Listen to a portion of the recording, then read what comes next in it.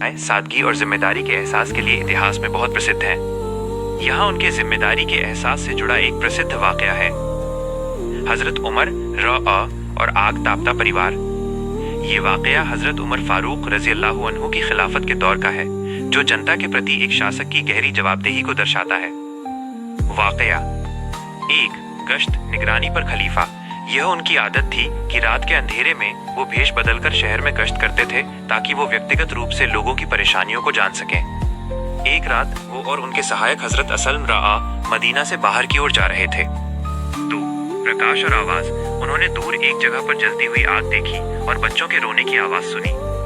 जब वे करीब पहुंचे तो उन्होंने देखा कि एक टूटे फूटे तंबू के बाहर एक औरत बैठी है और कुछ छोटे बच्चे आग के चारों ओर रो रहे हैं। 3, तफ्तीश पूछताछ। हजरत उमर ने सलाम किया और पूछा, ऐ अल्लाह की बंदी, तुम कौन हो और बच्चे क्यों रो रहे हैं? औरत ने जवाब दिया, मैं बेसहारा हूँ। ये यतीम बच्चे हैं और भूख के मारे रो रहे हैं। आज हमारे घर में कुछ खाने को नहीं है। 4, पतीली में पानी। हजरत उमर ने देखा कि औरत के सामने चूल्हे पर एक बड़ी सी पतीली रखी है जिसमें कुछ उबल रहा है। उन्होंने पूछा, ये पतीली किस चीज की है? औरत ने गमगीन होकर जवाब दिया, इसमें सिर्फ पानी और कुछ पत्थर हैं। मैंने ये सिर्फ बच्चों को बहलाने के लिए चूल्हे पर चढ़ा रखा है ताकि वे ये सोचकर चुप हो जाएं कि खाना पक रहा है और शायद इंतजार में ही उन्हें नींद आ जाए। 5, शिकायत और जवाबदेही। औरत ने फिर शिकायत भरे लहजे में कहा, अल्लाह उमर और मेरे बीच फैसला करे। वो खलीफा है और उसे खबर नहीं कि उसकी रियाया जनता किस हाल में है। हजरत उमर ये सुनकर कांप उठे। उन्होंने अपना नाम बताए बिना कहा, ऐ अल्लाह की बंदी, उमर को कैसे पता चलेगा कि तुम यहाँ हो? औरत ने कहा, वो अगर अमीरुल मोमिनीन है तो उसे चाहिए कि अपने राज्य में सबकी देखभाल करे और हमारे बारे में पूछे।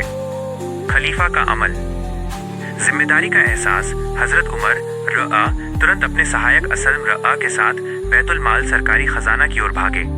खाद्य सामग्री। उन्होंने अपने कंधे पर एक आटे का बोरा, घी, तेल और अन्य खाने पीने की चीजें लोड की। असलम को रोकना। असलम ने कहा, ऐ अमीरुल मोमिनीन, मुझे यह बोझ उठाने दीजिए। हजरत उमर ने इनकार कर दिया और रोते हुए कहा, क्या तुम कयामत के दिन भी मेरा बोझ उठाओगे?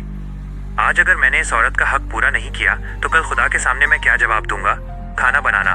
वो उस तंबू के पास वापस आए, खुद चूल्हे के पास बैठे अपने हाथ से खाना पकाया और बच्चों को अपने हाथों से खिलाया जब तक वे खुशी से हंसने लगे और पेट भरकर सो गए।